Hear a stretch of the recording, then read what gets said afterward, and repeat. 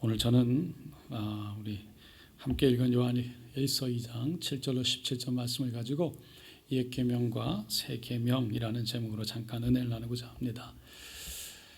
우리에게는 모세를 통해서 주신 아주 오래된 계명이 있죠. 십계명입니다. 십계명을 둘로 나누면 결국은 하나님 사랑 그리고 이웃 사랑이죠.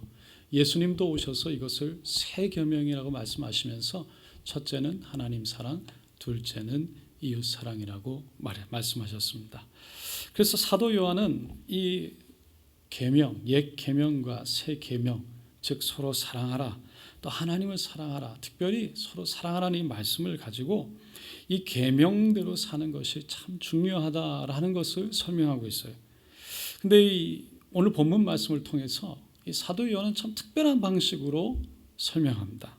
12절로 14절에 보면 자녀들아 라고 부르고 있습니다. 그러면서 내가 너희에게 쓰는 것은 너희 죄가 그의 이름으로 말미암아 사함을 받았으며, 그리고는 아비들아 내가 너희에게 쓰는 것은 너희가 태초부터 계신 이를 알았으며, 또한 아이들아 너희에게 쓰는 것은 너희가 악한 자를 이겼음이라.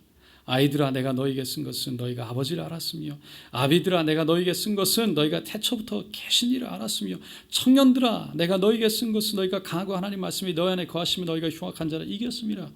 그러니까 여기서 자녀, 아비, 청년, 아비, 아이, 청년 이렇게 구분해서, 그러니까 자녀, 아비, 청년 이렇게 구분해서 말씀하는데, 사실 이것은 육체적인 어떤 성장 발달에 의해서 구분해서 말한 것이 아니라 영적인 성장 수준을 기반으로 얘기하고 있는 겁니다.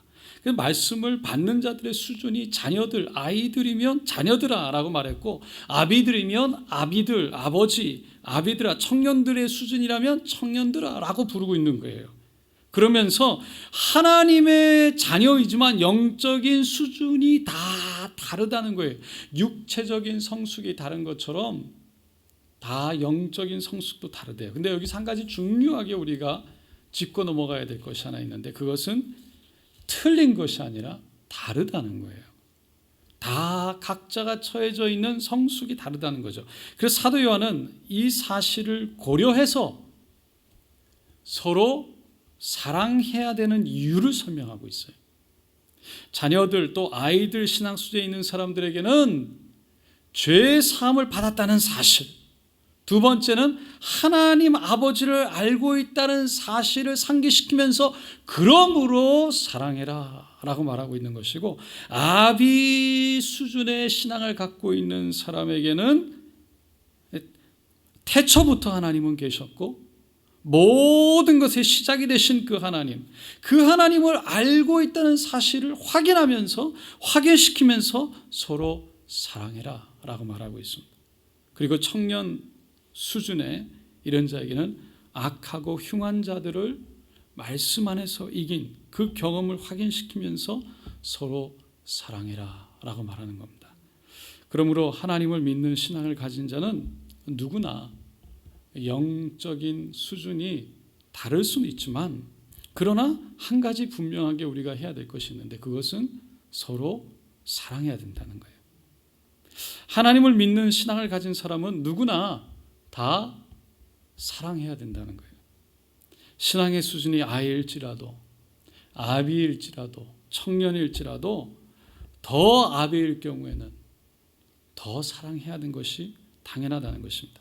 사실 사도 요한은 이 편지를 이중적인 의도를 갖고 의미를 갖고 기록했다고 볼 수 있습니다. 하나는 철저하게 서로 사랑해라는 계명을 설명하기 위해서였고, 또 다른 하나는 현실에서 일어나는 신앙적인 어려운 문제들에 대해서 이 지침을 주기 위해서였어요.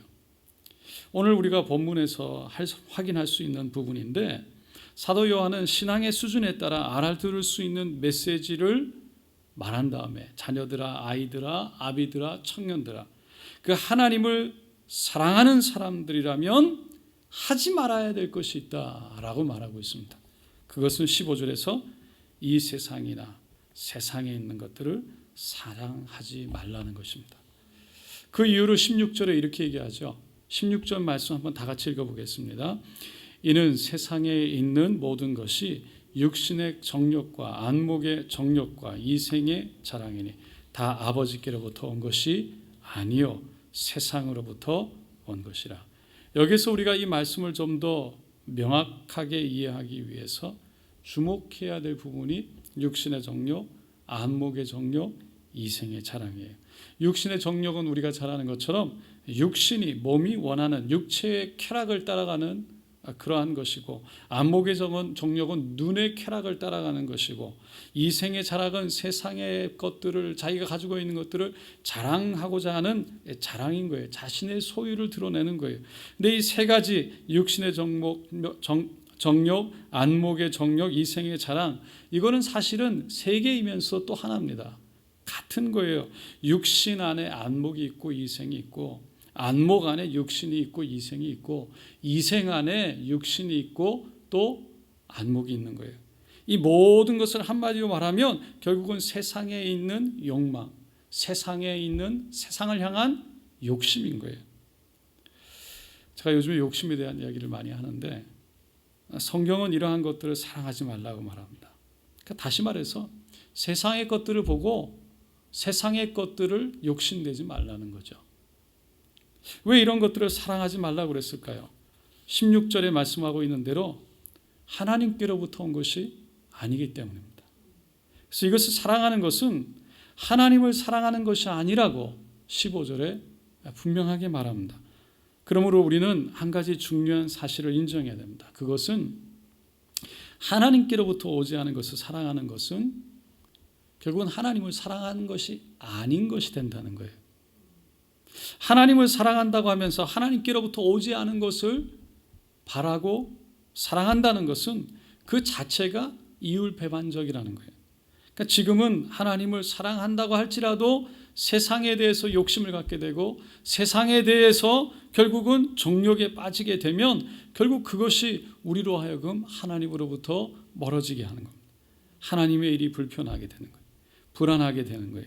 제가 조금 전에 말씀드렸지만 사도 요한이 요한 1서를 기록할 때 이중적 의도를 갖고 기록했다라고 말씀드렸어요. 그 이중적 의도라는 것을 생각하면서 본문 말씀을 다시 한번 생각해 보면 세상의 것들을 사랑하면서 놓치게 되는 것이 있는데 그것은 하나님만을 사랑하는 것을 놓치는 게 아니에요. 또 다른 것도 놓쳐요. 그것은 바로 서로를 사랑하는 거예요. 왜냐하면 육신의 정욕, 안목의 정욕, 이생의 자랑을 쫓은 사람은 굉장히 이기적이기 때문입니다. 결국은 자기 자신을 위해서. 욕심이라는 건 결국은 자기 자신이거든요. 그래서 서로 사랑하려면 이타적이어야 되는데 이기적이 되면 사랑하는 것이 불가능한 거예요. 그래서 세상을 사랑하는 것은 결국은 하나님만을 사랑하지 못하는 것뿐만 아니라 못하게 되는 것뿐만 아니라 이웃 사랑을 하는 것에도 굉장한 방해가 된다는 겁니다. 사도 요한이 17절에 그래서 이 진리를 얘기합니다. 이 세상도 그 정욕도 지나가되 오직 하나님의 뜻을 행하는 자는 영원히 거하느니라. 지나간다라는 것은 사라진다는 거죠. 없어진다. 세상의 정욕도 사라진다. 없어진다. 하지만 영원히 거한다는 것은 영원히 산다는 겁니다. 하나님의 뜻을 행하는 자는 영원히 산대요. 17절에 이 두 가지 사실이 대조가 됩니다. 사라지는 것과 영원한 것. 무엇이 사라진다고요? 세상이. 세상을 사랑하는 것들이. 우리의 욕심이, 정욕이. 이 세상은 우리가 살고 있는 것이죠.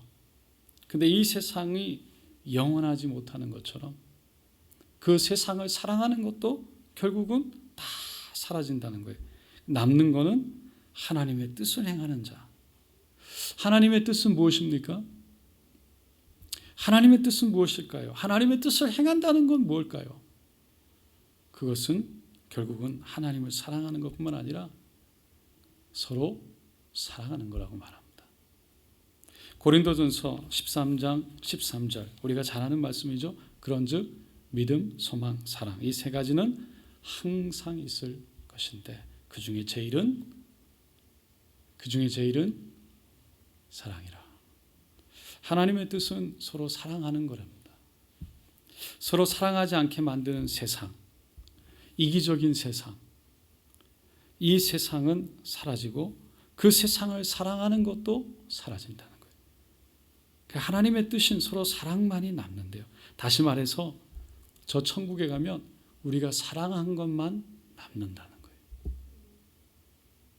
우리가 사랑한 것만. 여러분, 우리가 살아가는데 왜 서로를 아프지 않게 하고, 왜 서로를 다시 말해서 아프게 하고 힘들게 하는 것이 없겠어요?